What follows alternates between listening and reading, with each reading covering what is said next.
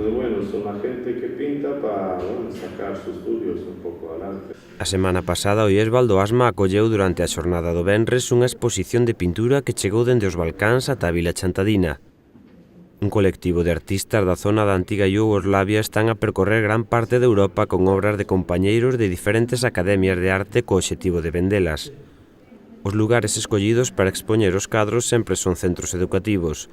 O pasado venres tocoulle o Val do Asma e o día seguinte dirixíanse a terras portuguesas. Se alguén está interesado en algunha das obras pode poñerse en contacto co teléfono que aparece en pantalla. Deixámolos cunha mostra do que se puido ver no centro chantadino.